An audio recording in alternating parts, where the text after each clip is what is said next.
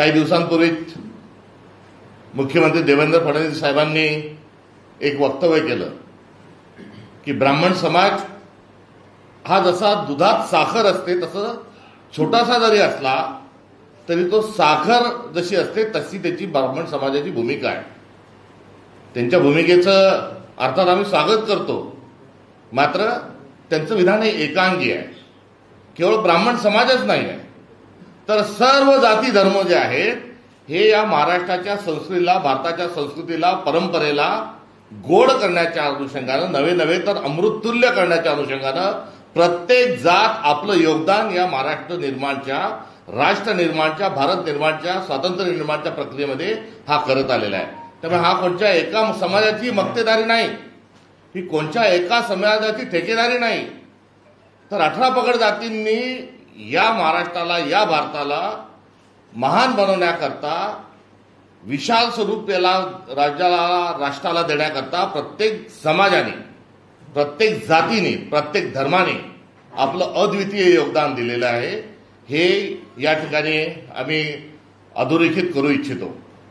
जे महाराष्ट्रात जे सुरू आहे, ज्याचा संताप आहे, ज्याची चीड आहे, ते एकामागे घटना होत आहेत.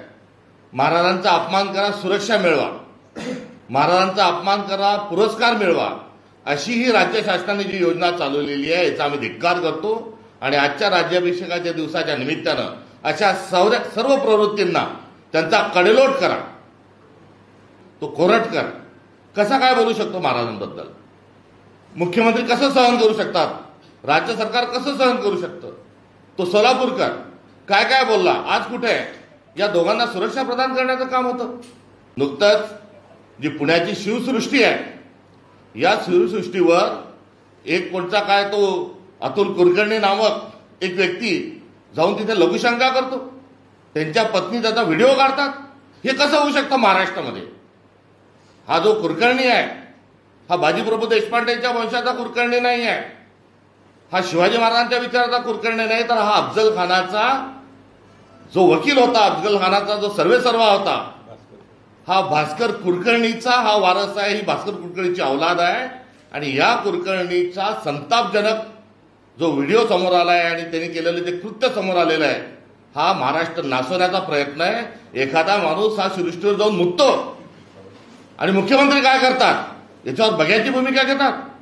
हे विष कोतणारे, विषयाच्या पलीकडे जाऊन आता इतकं घाणेरडं कृत्य करणाऱ्या माणसांना राज्य सरकार हा कुठेतरी त्यांचा पाठिंबा आहे का, बळ आहे का, हाही प्रश्न या निमित्तानं उपस्थित होतो. या विकृतीला एकदम हे बळ कुठून आलं? जेव्हापासून ही महायुतीच आली आहे तेव्हापासून या सगळ्या विकृतींनी डोकं वर का काढलं? यांची कशी हिंमत होते? याला कुठून बळ कुठून मिळतंय? यात सत्तेतली माणसं याला बळ देतात आहेत का? हा एक प्रश्न निर्माण होतो. भाजपची जी लोक आहेत ती आता जिरेटोप स्वतः घालून घ्यायला लागली आहेत. काल योगीजी जे आहेत, ह्या योगीजींनी एक नवीनच माहिती काढली आहे आणि त्यांनी सांगितलंय की रामदास स्वामी जे आहेत हे शिवाजी महाराजांचे गुरु होते. रामदास स्वामींची शिवाजी महाराजांची कधी भेटच झाली नाही. आणि आपण कसं काय रामदास स्वामींना शिवाजी महाराजांचे गुरु म्हणतात? जे ऐतिहासिक तथ्य नसताना आपण खोटा इतिहास आणि जी चालू केलेली आहे ताबडतोब थांबवा.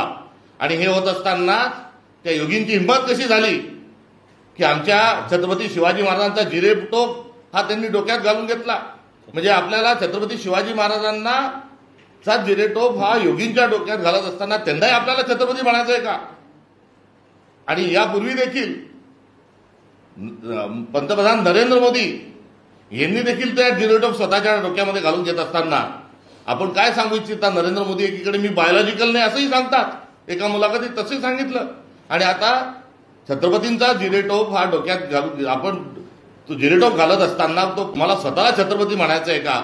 हाही प्रश्न यातून निर्माण होतो. त्यामुळे एकंदरीत जे सगळं चाललंय हे काही अपघाताने किंवा नजरचुकीने झालेलं नाही, तर या सर्व ज्या घटना आहेत या घटना हा कुठेतरी हा हिंदवी स्वराज्याला ह्या लाजवणाऱ्या या सर्व घटना घडत आहेत. आणि हे काम कधीपासून सुरू आहे? तर ज्या प्रवृत्ती छत्रपती शिवाजी महाराजांच्या राज्याभिषेकाला विरोध करत होत्या, आज त्याच प्रवृत्ती ह्या कुठेतरी जिवंत होत असताना आढळून येतात आहे. आगामी काळात त्यांचा नायनाट केल्याशिवाय आम्ही राहणार नाही.